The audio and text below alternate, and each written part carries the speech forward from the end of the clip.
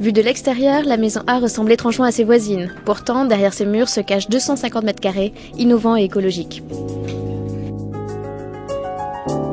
Donc le principe, ça a été de faire une extension sur le jardin pour créer un grand séjour, largement ouvert sur l'extérieur et ouvert des deux côtés, puisque le séjour borde une petite allée privée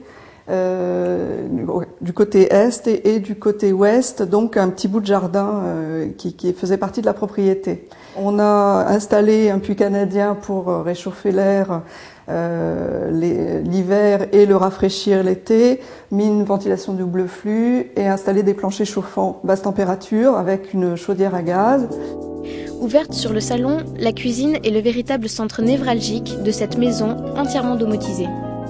Dans la cuisine, on a un écran qui centralise toutes les commandes de la maison, puisqu'on est entièrement domotisé, et qui permet de gérer en fait un certain nombre de choses, que ce soit au niveau de l'énergie, de l'éclairage, de la sonorisation de la maison, et qui permet de voir en fait tout ce qui se passe dans la maison à partir de cet écran et de gérer tout ce qui se passe dans la maison. Donc ça permet en fait d'avoir une vision en temps réel des consommations de toute la maison. Et ça permet d'adapter son comportement par rapport à cette consommation.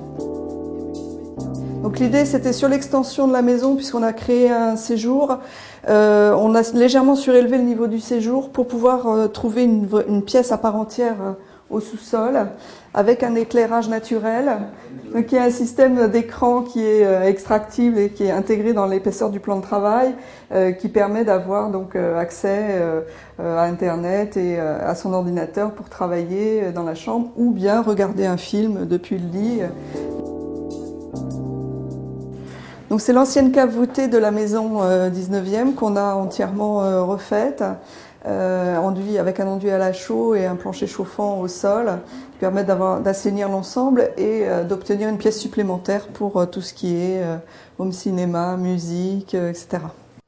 Donc ici nous sommes dans la salle de bain de l'étage où on trouve les deux chambres des enfants. C'est une grande salle de bain où il y a un grand miroir dans lequel est encastrée en fait une télévision. Et donc ici on a pensé à encastrer dans le sol au moment des travaux le pèse-personne, comme ça il ne prend pas de place et il disparaît complètement. À l'étage, le clou de la maison, le bureau largement vitré créé grâce à un soulèvement du toit. Démarche écologique oblige, celui-ci a été doté de 6 panneaux solaires. À eux seuls, ils alimentent toute la maisonnée en eau chaude.